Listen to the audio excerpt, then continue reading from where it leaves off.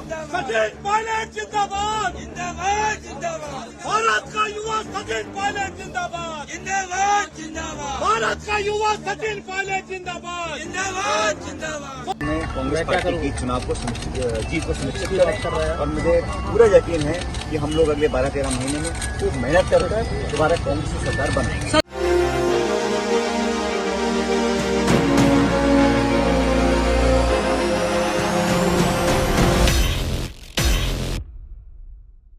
नमस्कार, आप सबका स्वागत है हमारे चैनल नेक्स्ट 9 न्यूज पर। मेरा नाम है दीपक गुप्ता। राजस्थान के सियासी संकट की तस्वीर साफ करेंगी सोनिया गांधी। जी हां, आखिर कौन होगा अगला मुख्यमंत्री राजस्थान का, या जो अभी मुख्यमंत्री अशोक गहलोत है क्या वही बरकरार रहेंगे? आखिरी फैसला होगा सोनिया गांधी का।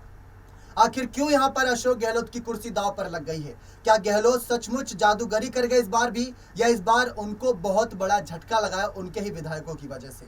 दरअसल समझना जरूरी है कि रविवार की रात को जो कुछ भी हुआ राजस्थान में, उसने सबकी नींदें उड़ा दी थी। ये सोचने पर मजबूर कर दिया था कि जो पायलट के खिलाफ बगावत करी गहलोत के खेमे ने, और ये बात कह दी थी कि जो 2020 में बगावत करे थे नेता, उनमें से किसी को भी मुख्यमंत्री पद नहीं दिया जाना चाहिए। बाकी आप किसी को भी मुख्यमंत्री पद दे दीजिए, हमें स्वीकार रहेगा। और सबसे बड़ी उनकी मांग थी कि अशोक गहलोत को ही मुख्यमंत्री बने रहना चाहिए, या गहलोत के खेमे से कोई मुख्यमंत्री आना चाहिए। और धमकियां उनकी ऐसी थी कि अगर उनको मुख्यमंत्री पद नहीं मिला, अगर उनको सीएम पद से हटा दिया गया, तो हम सब भी इस्तीफा देंगे उनके साथ साथ। अब यहां पर देखा जाए तो सोनिया गांधी बीच मझधार में फंसी हुई है। एक कह सकते हैं जो लेटर था जिसमें शर्तें लिखी हुई थी, वो तस्वीरें वायरल हुई थी। जो कह सकते हैं गहलोत जब सोनिया गांधी के साथ मुलाकात करने जा रहे थे, तो वो तस्वीरें कैमरे में कैद हुई थी और जनता के बीच सामने आई थी कि गहलोत किस तरीके से उसमें सीपी जोशी, सचिन पायलट के शॉर्ट फॉर्म का नाम लिखकर सोनिया गांधी के आगे हाजिर हुए थे। उन्होंने भले ही माफी मांगी कि जो कुछ भी उस रात हुआ, मैं आला कमान से माफी मांगता हूं, क्योंकि हमारे बीच एक लाइन है, और कांग्रेस पार्टी का भी इज्जत दांव पर लग गया था उस रात। बीजेपी तो एकदम से सामने आ गई कि चलिए अब मध्य अवधि चुनाव होगा। लेकिन यहाँ पर राजस्थान का अगला मुख्यमंत्री कौन बनेगा? सबसे पहला सवाल इससे जो जुड़ा था वो अशोक गहलोत से जुड़ा था, क्योंकि वो मुख्यमंत्री हैं, इस्तीफा देंगे तभी यहाँ पर कुछ बात बनेगी, और इस्तीफा अभी तक दे देना चाहिए था अगर कांग्रेस अध्यक्ष पद की लड़ाई को देखें तो। लेकिन पहले आप पायलट के बयान को सुने, क्योंकि पायलट का बयान बहुत इंपॉर्टेंट बनता है कि आखिर सचिन पायलट क्या खुद मुख्यमंत्री पद की लालच रखते हैं या नहीं। उनके बयान से आप क्या समझते हैं वो समझिए, फिर उसके बाद सोनिया गांधी के फैसले पर भी आते हैं। तो देखिए उनका ये बयान।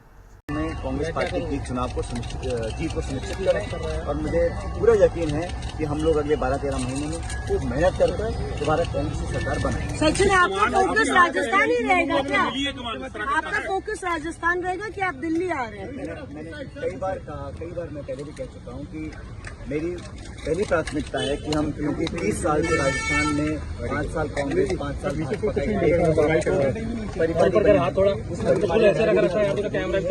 मुझे पूरा विश्वास है कि हम मेहनत करके दोबारा कांग्रेस की सरकार बना सकते हैं। 2023 में कांग्रेस की सरकार के ये हम सबका सामूहिक उद्देश्य और ऑब्जेक्टिव वही है। उस दिशा में जो भी काम करना है, जो भी आने वाली। देखा आप सभी ने किस तरीके से सचिन पायलट ने साफ कह दिया कि कांग्रेस की सरकार को रिपीट कराना है साल 2023 में, क्योंकि वो भली भांति जानते हैं कि आज नहीं तो कल सोनिया गांधी अशोक गहलोत पर कोई फैसला ले ना ले, लेकिन गहलोत को इस्तीफा देना पड़ेगा या खुद उस पद से हटना पड़ेगा, क्योंकि एक उम्र का तकाजा भी होता है। आखिर कितनी उम्र तक वो पद संभालेंगे? 3 बार तो मुख्यमंत्री रह ही चुके हैं, और उम्र भी कह सकते हैं अब इतनी हो ही चुकी है कि राष्ट्रीय अध्यक्ष पद पर जाते और वहां पर अपना 3-4 साल का कार्यकाल देते तो ज्यादा दिलचस्प होता।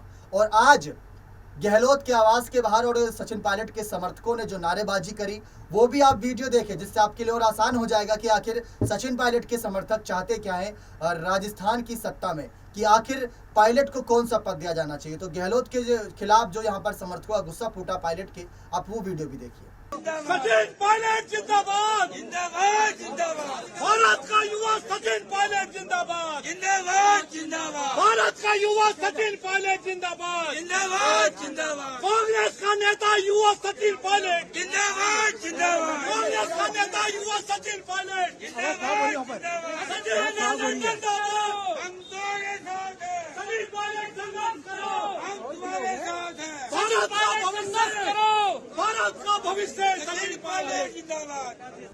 देखा आप सभी ने किस तरीके से यहाँ पर सचिन पायलट के समर्थन में नजर आए। सभी जो कह सकते हैं वहां पर मौजूद उनके समर्थक थे।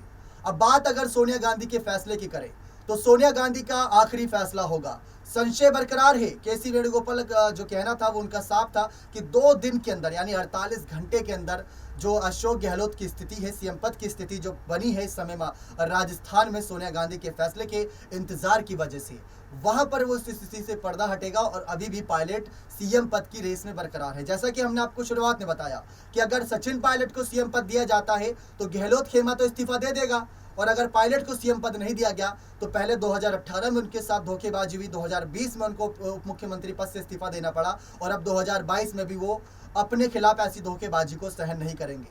और अगर पायलट का यही कहना है कि वो कांग्रेस की जीत देखना चाहते हैं और अगर उनको पद की लालसा नहीं है तो बने रहे फिर ऐसे ही कार्यकर्ता के तौर पर, क्या दिक्कत किसी को। हिमाचल प्रदेश में पर्यवेक्षक तो बनाए गए हैं। अब ये स्थिति जो बनी है इस स्थिति को साफ करने के लिए आने वाले वक्त पर बहुत कुछ निर्भर होने वाला है कि किस तरीके से हालात बदलते नजर आएंगे, किस तरीके से समीकरण बदलते नजर आएंगे, और समीकरण बदलेंगे तो समीकरण में सबसे ज्यादा फायदा किसका होगा। आखिर अशोक गहलोत ने क्या कहा था सोनिया गांधी के फैसले को लेकर, आप वो भी बयान सुन लीजिए ताकि आपके लिए आसानी होगा जब सोनिया गांधी के आगे वो हाजिर हुए थे। कांग्रेस अध्यक्ष सोनिया जी के साथ में मैंने बैठ करके पूरी बातचीत करी, क्योंकि जिस प्रकार से पिछले 50 साल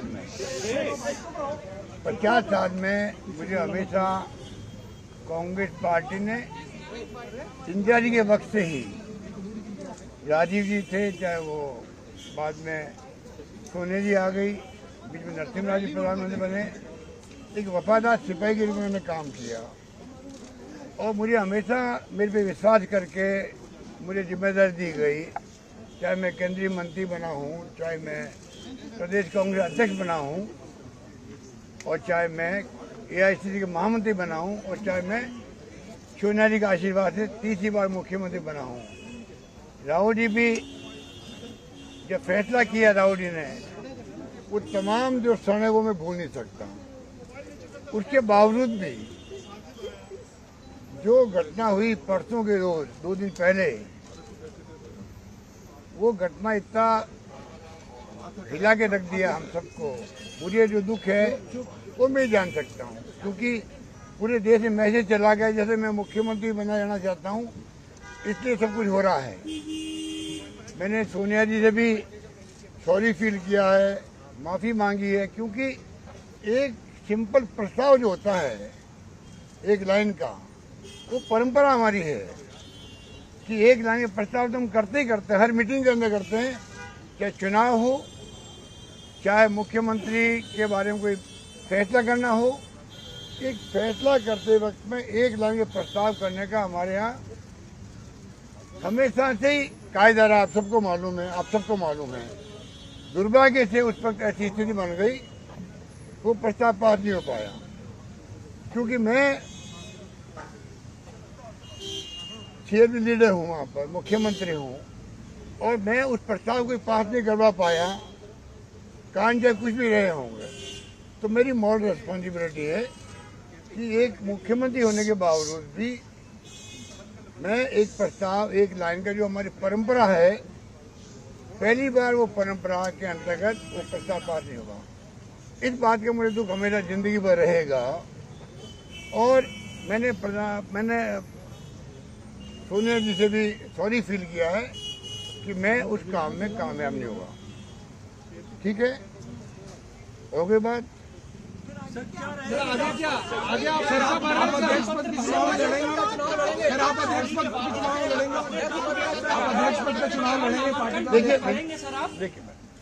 देखिए ये घटना जो हुई है, इस घटना ने कई तरह के मैसेज दे दिए पूरे देश के अंदर, और मीडिया भी हमारे जो है कई बार किंग मेकर बन जाता है।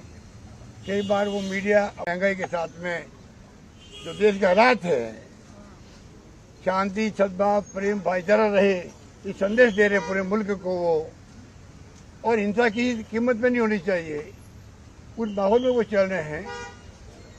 और दूसरी तरफ मैंने उनसे मिला, कोची में जा करके रिक्वेस्ट की कि आप अध्यक्ष कि चुनाव लड़ें। आखिर में उन्होंने अस्वीकार कर दिया, मैं मेरी बात को कायम हूँ, मैं इलेक्शन लड़ूंगा नहीं। तो मैंने कहा भाई जो सबकी भावना है कार्यकर्ताओं की, नेताओं की, तो मैं फिर चुनाव लड़ूंगा, ये मैंने कहा था। सुनिए आप, पर अब क्योंकि कल परसों की वो घटना हुई है और मेरी मॉरल रिस्पॉन्सिबिलिटी थी कि वो प्रस्ताव पार होता, तो मैंने तय किया है अब मैं इस माहौल के अंदर चुनाव नहीं लड़ूंगा। ये मेरा फैसला। मुख्यमंत्री बने रहेंगे सर।